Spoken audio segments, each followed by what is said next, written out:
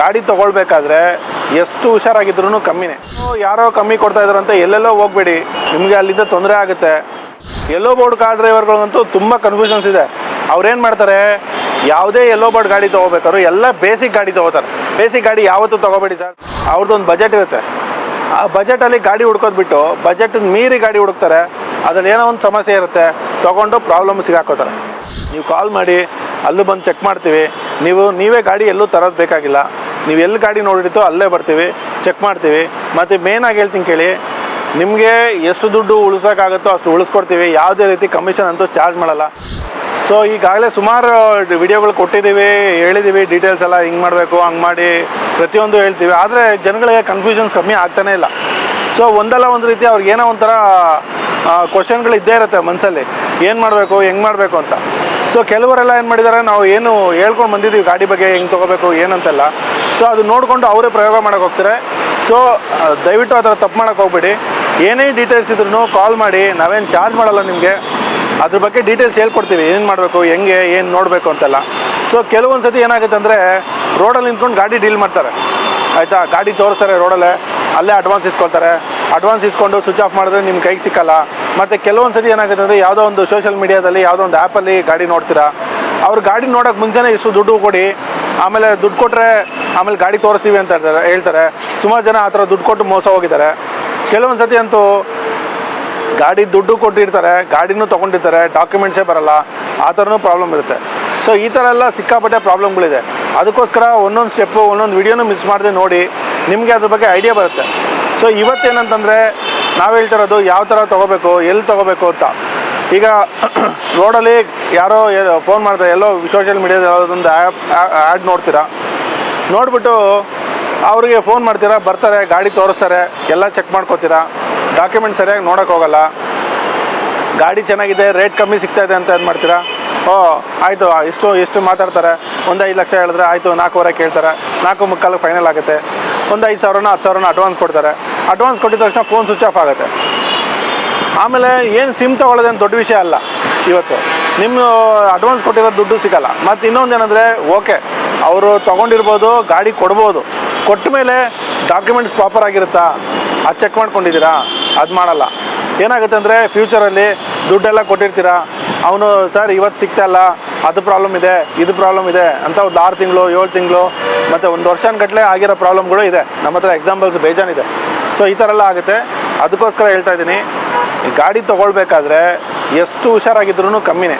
ಮತ್ತು ಇನ್ನೊಂದೇನಂದು, ಯಾರೋ ಕಮ್ಮಿ ಕೊಡ್ತಾ ಇದ್ದಾರಂತೆ ಎಲ್ಲೆಲ್ಲೋ ಹೋಗಬೇಡಿ, ನಿಮಗೆ ಅಲ್ಲಿಂದ ತೊಂದರೆ ಆಗುತ್ತೆ. ಕ್ಯಾಶಲ್ಲಿ ಯಾವತ್ತೂ ಡೀಲ್ ಮಾಡೋಕ್ಕೆ ಹೋಗಬೇಡಿ.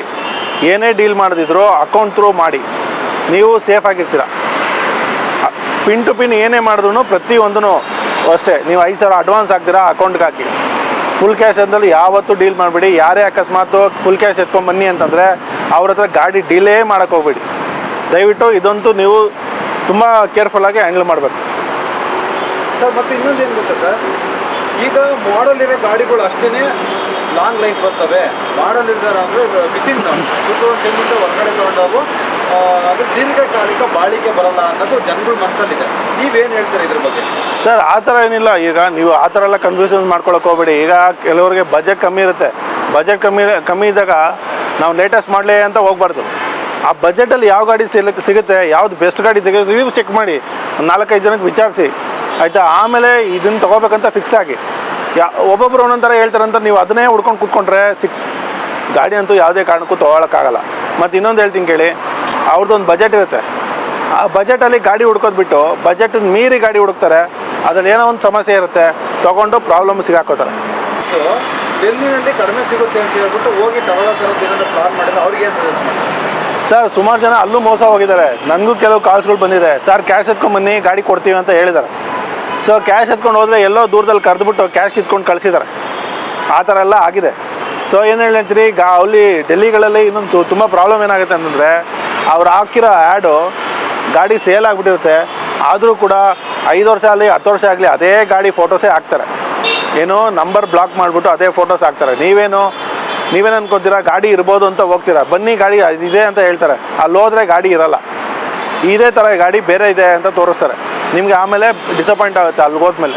ಸೊ ಅದಕ್ಕೋಸ್ಕರ ನೀವು ಎಲ್ಲೇ ಹತ್ತದಲ್ಲಿ ನಿಮ್ಮೂರು ಅಕ್ಕಪಕ್ಕ ಗಾಡಿ ನೋಡ್ಕೊಳ್ಳಿ, ನೀವು ಕಾಲ್ ಮಾಡಿ ಅಲ್ಲೂ ಬಂದು ಚೆಕ್ ಮಾಡ್ತೀವಿ. ನೀವೇ ಗಾಡಿ ಎಲ್ಲೂ ತರೋದು ಬೇಕಾಗಿಲ್ಲ, ನೀವು ಎಲ್ಲಿ ಗಾಡಿ ನೋಡಿರ್ತೋ ಅಲ್ಲೇ ಬರ್ತೀವಿ, ಚೆಕ್ ಮಾಡ್ತೀವಿ. ಮತ್ತು ಮೇನಾಗಿ ಹೇಳ್ತೀನಿ ಕೇಳಿ, ನಿಮಗೆ ಎಷ್ಟು ದುಡ್ಡು ಉಳಿಸೋಕ್ಕಾಗುತ್ತೋ ಅಷ್ಟು ಉಳಿಸ್ಕೊಡ್ತೀವಿ. ಯಾವುದೇ ರೀತಿ ಕಮಿಷನ್ ಅಂತೂ ಚಾರ್ಜ್ ಮಾಡಲ್ಲ. ಕೆಲವರು ಕಮೆಂಟ್ಸಲ್ಲಿ ನೋಡಿದ್ದೀನಿ ಕಮಿಷನ್ ಚಾರ್ಜ್ ಮಾಡ್ತಾರೆ, ಪ್ರೂಫ್ ಇದ್ದರೆ ತೋರಿಸಿ ಆಯಿತಾ. ನಾವು ಕಮಿಷನ್ ಅಂತೂ ಮಾಡ್ತಾನೆ ಇಲ್ಲ. ನಾವು ಇದುವರೆಗೂ ಮಾಡೋದಿದ್ರೆ ಇಷ್ಟು ವರ್ಷ ನಾವು ಈ ಫೀಲ್ಡಲ್ಲಿ ಇರೋಕ್ಕಾಗ್ತಿರಲಿಲ್ಲ. ಮತ್ತು 10 ವರ್ಷ 12 ವರ್ಷ ಯೂಸ್ ಮಾಡಿರೋರು ಕಸ್ಟಮರ್ಸ್ ರಿವ್ಯೂಸ್ ಅಂತೂ ಕೊಡೋಕ್ಕಾಗಲ್ಲ. ಓಕೆ ಸರ್, ಇನ್ನೊಂದೇನು ಗೊತ್ತಾ ಸರ್, ಈಗ ಹೊಸದಾಗಿ ಗಾಡಿ ಕಲಿಯೋಂಥವ್ರು ಈಗ ಸ್ಟಾರ್ಟಪ್ಗೋಸ್ಕರ ಒಂದು ಕಾರ್ ತೊಗೋಬೇಕು ಅಂತ ಇರ್ತಾರೆ, ಅಂಥವ್ರು ಯಾವ ಥರ ಕಾರ್ ತೊಗೊಂಡ್ರೆ ಬೆಸ್ಟ್ ಅಂತ ನಿಮ್ಮ ಅನ್ಸುತ್ತೆ? ಸರ್, ಒಳ್ಳೆ ಕ್ವಶನ್ ಕೇಳಿದ್ದೀರಾ. ಆ್ಯಕ್ಚುಲಿ ಇದು ಬಂದು ತುಂಬ ಜನಕ್ಕೆ ಪ್ರಾಬ್ಲಮ್ ಇದೆ. ಎಸ್ಪೆಷಲಿ ಯೆಲ್ಲೋ ಬೋರ್ಡ್ ಕಾರ್ ಡ್ರೈವರ್ಗಳಂತೂ ತುಂಬ ಕನ್ಫ್ಯೂಷನ್ಸ್ ಇದೆ. ಅವ್ರೇನು ಮಾಡ್ತಾರೆ, ಯಾವುದೇ ಯೆಲ್ಲೋ ಬೋರ್ಡ್ ಗಾಡಿ ತೊಗೋಬೇಕಾದ್ರು ಎಲ್ಲ ಬೇಸಿಕ್ ಗಾಡಿ ತೊಗೋತಾರೆ. ಆ ಬೇಸಿಕ್ ಗಾಡಿ ಯಾವತ್ತೂ ತೊಗೋಬೇಡಿ ಸರ್, ದಯವಿಟ್ಟು ಹೇಳ್ತೀನಿ ಕೇಳಿ. ಬೇಸಿಕ್ ಗಾಡಿ ಇವತ್ತು ಏನಂತಂದರೆ ಯಾವುದೋ ಕಂಪ್ನಿಗೆ ಓಲಾ ಊಬರ್ಗೆ ಅಟ್ಯಾಚ್ ಮಾಡೋರೆಲ್ಲ ಏನು ಮಾಡ್ತಾರೆ, ಯಾರಿಗೋ ಡ್ರೈವರ್ ಕರೆಸಿ ಗಾಡಿ ಕೊಡ್ತಾರೆ, ಅವ್ರು ಬೇಕಾದ್ರೆ ಬೇಸಿಕ್ ತೊಗೊಳ್ಳಿ ಬಿಡಿ. ನೀವು ಓನರ್ ಕಮ್ ಡ್ರೈವರ್ ಗಾಡಿ ತೊಗೋಬೇಕಾದ್ರೆ ಆಲ್ಮೋಸ್ಟ್ ಟಾಪ್ ಎಂಡ್ ಗಾಡಿ ತೊಗೊಳ್ಳಿ. ಯಾಕೆ ಅಂದರೆ ಎಲ್ಲ ಥರ ಸೇಫ್ಟಿ ಇರಲಿ, ಏರ್ ಬ್ಯಾಗು, ABS, EBD ಪ್ರತಿಯೊಂದೂ ಇರಬೇಕು. ಯಾಕೆಂದರೆ ಇಂಡಿವಿಜುವಲ್ ಗಾಡಿ ತೊಗೊಳ್ಳೋರು, ವೈಟ್ ಬೋರ್ಡ್ ಗಾಡಿ ತೊಗೊಳ್ಳೋರು ಅದು ಟಾಪ್ ಎಂಡ್ ಮಾಡ್ಲಿಕ್ಕೆ ಹೋಗ್ತಾರೆ. ನೀವು ಯೆಲ್ಲೋ ಬೋರ್ಡ್ ಗಾಡಿ ತೊಗೊಳ್ಳೋರು ಅವರು ಏನಾಗುತ್ತೆ ಅಂದರೆ, ನೀವು ಯೆಲ್ಲೋ ಬೋರ್ಡ್ ಗಾಡಿ ತೊಗೊಳ್ಳೋರು ಆಲ್ಮೋಸ್ಟ್ ಒಂದು ತಿಂಗಳಿಗೆ ಮಿನಿಮಮ್ ಒಂದೊಂದು 3,000 to 4,000 ಕಿಲೋಮೀಟ್ರ್ ಓಡಿಸ್ತೀರಾ. ಕೆಲವರಂತೂ 5,000 10,000 ಕಿಲೋಮೀಟ್ರ್ ಓಡಿಸ್ತಾರೆ. ನೀವು ವೈಟ್ ಬೋರ್ಡ್ ಗಾಡಿ ಓಡಿಸೋರ್ಗಿಂತ ಜಾಸ್ತಿ ನೀವು ಕಾರಲ್ಲಿ ಕೂತಿರೋದ್ರಿಂದ ನಿಮ್ಮದು ಸೇಫ್ಟಿ ಜಾಸ್ತಿ ಬೇಕಾಗುತ್ತೆ. ಸೊ ಅದನ್ನು ಮನಸ್ಸಲ್ಲಿ ಇಟ್ಕೊಳ್ಳಿ. ಲೋಕಲ್ಲು ಲೋ ಮಾಡಲು ಗಾಡಿಗಳು ತೊಗೊಳಕ್ಕೆ ಹೋಗ್ಬೇಡಿ. ಮತ್ತು ಇವತ್ತಿನ ಕಂಡೀಷನಲ್ಲಿ ಪ್ರತಿಯೊಬ್ಬರು ಗಾಡಿ ತೊಗೊಳ್ಳೋರು ಎಕ್ಸ್ಪೀರಿಯನ್ಸ್ ಡ್ರೈವರ್ ಇದ್ದರೆ ಮ್ಯಾನ್ಯಲ್ ಗಾಡಿ ತೊಗೊಳ್ಳಿ. ಅಕಸ್ಮಾತ್ ನಾವು ಫಸ್ಟ್ ಟೈಮ್ ಹೋಗ್ತೀವಿ ಅಂತಿದ್ರೆ ಆಟೋಮೆಟಿಕ್ ಗಾಡಿ ತೊಗೊಳ್ಳಿ, ಸಿಟಿಗೆ ಬೆಸ್ಟು. ನಿಮಗೆ ಕಾಲು ನೋವು ಬರಲ್ಲ. ಬಂಪರ್ ಟು ಬಂಪರ್ ಟ್ರಾಫಿಕಲ್ಲಿ ಆಟೋಮೆಟಿಕ್ ಗಾಡಿ ಬೆಸ್ಟ್ ಇದೆ.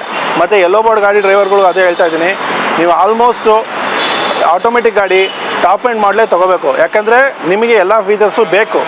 ಇಂಡಿವಿಜುವಲ್ ಡ್ರೈವರ್ಸ್ಗಿನ್ನ ನೀವು ಜಾಸ್ತಿ ಕಾರಲ್ಲಿ ಕೂತಿರೋದ್ರಿಂದ ಎಲ್ಲ ಫೀಚರ್ಸ್ ಇರೋ ಗಾಡಿಗಳು ತೊಗೊಳ್ಳಿ. ನೀವು ಒಂದು 5 ಅಲ್ಲ 10 ವರ್ಷ ಮಡ್ಕೋಬೋದು. ಮತ್ತು ಆ ಫೀಚರ್ಸ್ನ ಎಂಜಾಯ್ ಮಾಡ್ತೀರಾ. ಜೊತೆಗೆ ಅದು ಬೇಕಾಗುತ್ತೆ. ಕೆಲವೊಂದು ಸತಿ ಲೋ ವೇರಿಯಂಟ್ ಗಾಡಿ ತೊಗೊಳ್ತೀರಾ, ಬೇರೆ ಆಕ್ಸೆಸರೀಸ್ ಫಿಟ್ ಮಾಡೋಕ್ಕೆ ಹೋಗ್ತೀರಾ, ಅದು ಲೈಫ್ ಬರಲ್ಲ. ಸ್ವಲ್ಪ ದಿವಸಕ್ಕೆ ಎಲ್ಲ ಕಟ್ಟಾಗ್ಬಿಡುತ್ತೆ, ವೈರಿಂಗ್ ಡ್ಯಾಮೇಜಸ್ ಆಗುತ್ತೆ. ವೈರಿಂಗ್ ಡ್ಯಾಮೇಜ್ ಆದರೆ ಕ್ಲೇಮ್ ಬರಲ್ಲ. ಈ ಥರ ಎಲ್ಲ ಸಮಸ್ಯೆಗಳಿರುತ್ತೆ. ಅದಕ್ಕೋಸ್ಕರ ಯಾರಿಗೆ ಗಾಡಿ ತೊಗೊಳ್ಳಿ, ಟಾಪ್ ಎಂಡ್ ಗಾಡಿ ತೊಗೊಳ್ಳಿ. ಆಲ್ಮೋಸ್ಟ್ ಹೈ ಎಂಡು ವೇರಿಯಂಟ್ ಇರೋ ಗಾಡಿ ತೊಗೊಳ್ಳಿ. ಇದು ನನ್ನ ಸ್ಕ್ರೀನ್ ಮೇಲೆ ನಂಬರ್ ಇದೆ, ಓಂಕಾರ್ ಇನ್ಸ್ಪೆಕ್ಷನ್ ಅಂತ. ನೀವು ಕಾಲ್ ಮಾಡಿ ಆ ನಂಬರ್ಗೆ. ಆಲ್ ಓವರ್ ಕರ್ನಾಟಕ ಅಲ್ಲ, ಆಲ್ ಓವರ್ ಇಂಡಿಯಾ ಎಲ್ಲಾದರೂ ನಾವು ಕಾರಿಗೆ ಬಂದು ಇನ್ಸ್ಪೆಕ್ಷನ್ ಮಾಡಿಕೊಡ್ತೀವಿ. ಕೆಲವರಿಗೆ ಅಕಸ್ಮಾತು ಅಲ್ಲಿ ಕರ್ಸೋಕ್ಕೆ ಅವ್ರಿಗೆ ಅನುಕೂಲ ಇಲ್ಲ ಅಂತಂದರೆ ನೀವು ಫೋಟೋಸು ವೀಡಿಯೋಸು ಬೇಕಾದ್ರೆ ಕಳಿಸಿ. ಮ್ಯಾಕ್ಸಿಮಮ್ ನನಗೆ ಬೇಕಾಗಿರೋ ಆ್ಯಂಗಲಲ್ಲಿ ನಾನು ಫೋಟೋ ಕೇಳ್ತೀನಿ. ಆ ಥರ ಫೋಟೋ ಕಳಿಸಿದ್ರೆ ನನಗೆ ಫೋನಲ್ಲೇ ಹೇಳ್ತೀನಿ ಗಾಡಿ ಚೆನ್ನಾಗಿದೆ ಇಲ್ಲ ಅಂತ. ಸೊ ಅದು ನೋಡಿಕೊಂಡು ನೀವು ಮಾಡ್ಕೊಳ್ಳಿ. ಮತ್ತು ಇನ್ಸ್ಪೆಕ್ಷನ್ನು ಅಂತ ಅಂದ್ಬಿಟ್ಟು ನೀವು ಎಲ್ಲೋ ಬೇರೆ ಊರಲ್ಲಿದ್ದಾಗ ಒಂದೊಂದು ಗಾಡಿ ಕರೆಯೋಕ್ಕೆ ಹೋಗಬೇಡಿ, ನಿಮಗೂ ಲಾಸ್ ಆಗುತ್ತೆ. ಒಂದು 2-3 ಗಾಡಿ ಶಾರ್ಟ್ ಲಿಸ್ಟ್ ಮಾಡ್ಕೊಂಡು ಒಂದೇ ಸರಿ ಕರೀರಿ. ಅವಾಗ ಏನಾಗುತ್ತೆ ಅಂದರೆ ಒಂದಲ್ಲ ಒಂದು ಸೆಲೆಕ್ಟ್ ಆಗಿಬಿಡುತ್ತೆ. ನೀವು ಒಂದೇ ಗಾಡಿ ಕರೆದ್ರೆ ನಿಮ್ಗೆ ಮೇಜರ್ ಲಾಸ್ ಆಗುತ್ತೆ.